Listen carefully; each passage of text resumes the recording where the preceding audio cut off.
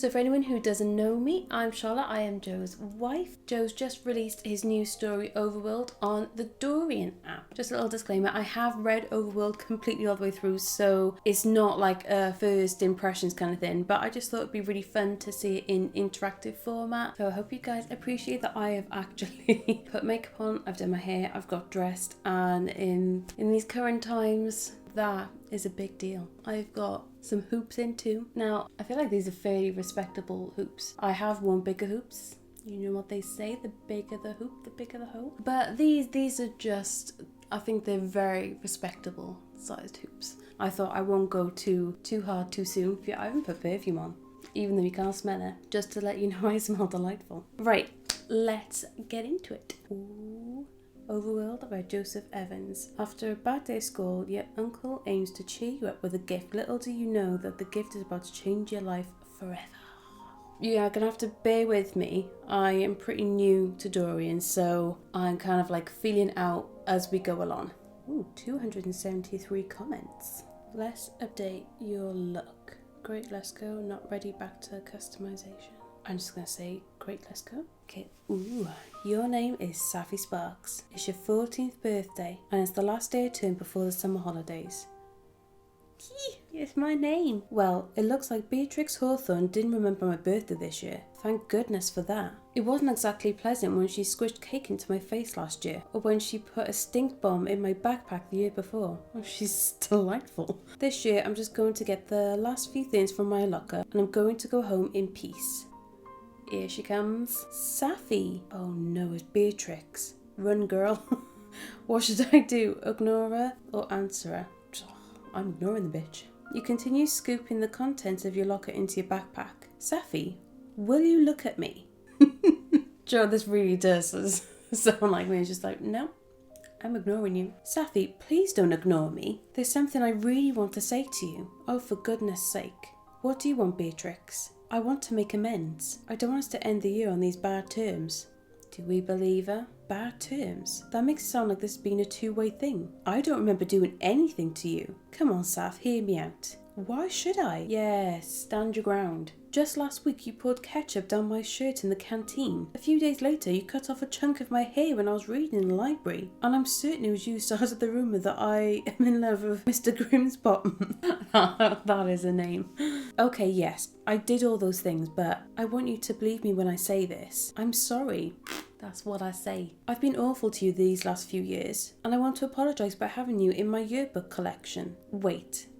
What? You want me, Safi Sparks, in one of your quick pick posts? You hate my face. You've told me that many times. Why would you want me on your feed? Don't you have like 100,000 followers or something? 200,000 actually.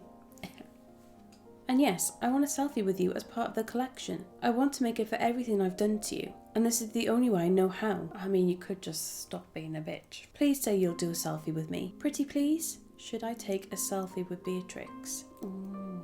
Take a selfie or refuse the offer? So look what other people have said. Heck no. Become famous, lol. I don't trust her. Sus, but okay. So everyone's saying no.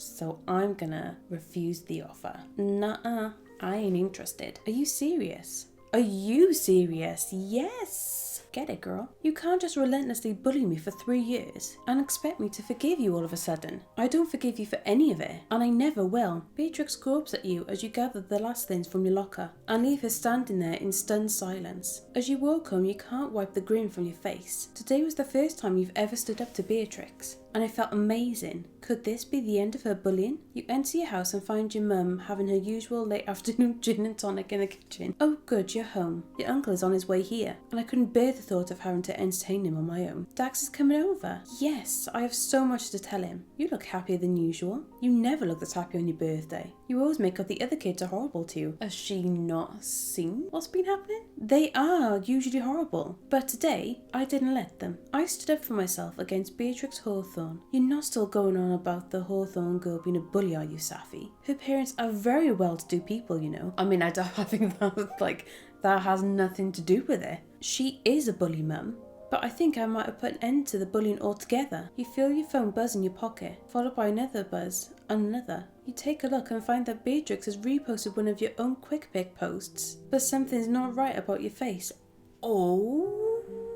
An animated filter has been applied to it, giving you an elongated nose, an enlarged drooling tongue, and heavily magnified glasses over crossed eyes. The caption reads, "The most cringeworthy girl in my school, hashtag Safi the Strange." You press your finger to the hashtag to find that the rest of your classmates have also messed around with your face. The bullying isn't over, is it? It never will be. Safi, I'm going to be stern with you and you're not going to like it, but you need to listen to me, okay? The other kids tease you because you make no effort to fit in. When they go out socialising, what do? You stay in your bedroom wasting away playing video games with your uncle.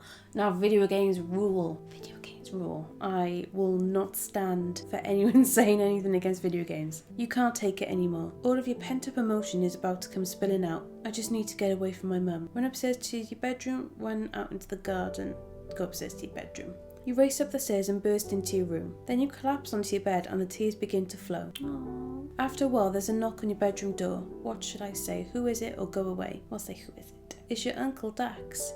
Oh, come in, Dax. You okay, kiddo? No, I'm not okay. Your mum told me what happened. Bullies are the worst. Honestly, screw those guys. You're the coolest girl in that school, they just can't see it. I'm really not. I'm Safi the Strange. Tell me, Saf. Who managed to collect all the skulls on the beach level at Pirate Quest? Me. And who defeated the final boss on Dragon Chronicles with just a base level sword? Me. And who helped me program a game from scratch in which the player can turn enemies into toads? That sounds like a really cool game. Me. Exactly. That makes you Safi the legend. Safi the freaking badass. You know what they called me in school? Earwax Dax. Wow, that is a name. Or because Anthony Ratner noticed I had a bit of earwax one day and decides to shout it from the rooftops. You know what Anthony Ratner is doing these days? Shoveling poo. Literally shoveling poo. He ended up doing a stint in prison, and when he got out, the only people who'd give him a job were the Thames Sewer Maintenance Solutions. I can't imagine Beatrix Hawthorne ever shoveling poo. No, but she might very well end up working at her parents' insurance firm, and that's kind of like shoveling posh poo. The moral of the story is, high school ended and so did the bullying. Nobody's called me Earwax Dax for 26 years, and when you leave school, you're going to go on to become the most incredible, amazing woman, and all those names they called you will be gone for good. Thanks, Dax. I'm so lucky I've got you. You're about to give your uncle a hug when your mum suddenly storms into the room. What do you have in that backpack, Dax? Gosh, you look so miserable. It better not be junk food. Being overweight in school didn't help you, and it certainly won't help Safi. Wow. Relax, sis. I brought strawberries. Good, and from now on, I'm limiting the amount of time you spend with her. We already have one Earwax Dax in this family, we don't need another. Wow, her and Beatrix, I feel like they would get on very well. He's like, what? My mum just called Dax Earwax Dax. Let it slide. Oh no, we're gonna call her out on it. You crossed the line, mum. I can't believe you just called Dax by that name. Honey, everyone called Dax by that name in school. Yeah, but you'd think his own sister would have more respect. It's okay, Saf. As Holly leaves your room in a huff, Dax grabs his backpack. I'm really not in the mood for strawberries. But thanks anyway. Not even crushed strawberries? Dax reaches into his backpack and pulls out 2 strawberry frappes topped with swirls of cream and chocolate sauce. I didn't specify how the strawberries had been prepared. Should I accept Dax's gift? I mean, myself personally, if I am upset, I'm one of those people that I can't eat. So then I'm going to say, no, I'm still too upset. I'm sorry, Dax. I don't feel like a frappe right now. Man, those bullies really got you today, didn't they? You've never refused a frappe before now. Well, if a frappe can't cheer you up, your birthday present most certainly will. This is the first of 2 gifts, okay? With deliberate theatrics, Dax reaches deep into his backpack, then pulls out a rusty old key and hands it to you. Its bow is a hollow blue circle and there's a gemstone growing out of its stem. Oh man, what was I thinking? Give it back, Saf, it's too dangerous. Ooh, like the sound of this? Too dangerous? What is this thing? I mean, I can see it's a key, but what does it open? Oh man, oh man, oh man. I've been in 2 minds about giving this to you for weeks. I convinced myself it would be fine, but now I've handed it over, I think I've made a big mistake. Saf, you have to give it back. Not when it sounds so intriguing. I'll get you something else, I promise. Something better. Oh, who am I kidding? What could be better than this? Dax, you're not making any sense. If your mum finds out what this key is, what it does, she'll never forgive me. All the more reason to do what I say. She's not exactly your biggest fan anyway. You're right. There are plenty of teens. It'll be fine. It'll be fine. Sounds like Ross, our friend. I'm fine. As Dax takes a long slurp of his frappe, you hear a whisper coming from your open bedroom window. Ultra sleep. I'm sure I just heard a whisper. Ignore it or investigate. Investigate? You peer out of your window, but there's nobody there, just the rustling leaves of the tree. Dax, did you hear that? I'm sure someone whispered something. You turn back to Dax, and you notice that he looks deathly pale. Dax, are you okay? Saf, listen to me. You need to give the onyx to the oracle. What? Give the onyx to the oracle. Dax's arms suddenly drop to his sides, and with a heavy thump, his whole body hits your bedroom floor. You throw the key onto your bed and sink to your knees, clutching your uncle. Dax, talk to me. But there's no response. With a deep exhale, Dax's eyes close. To be continued. Gosh, I forgot how much I love doing these playthroughs. But yeah, like I said, even though I have read the story, one, it was a little while back anyway, it was last year, and two, there were actually some different things in here because I got the option to like choose different things. There was like stuff in there that I hadn't read before, so that was really cool. And yeah, sorry if I am a little bit rusty. It's been a while since I've done a playthrough, but yeah, I really enjoyed it. I hope you have too, and thank you for watching. Hope you enjoyed, and I will see you in the next one. Bye!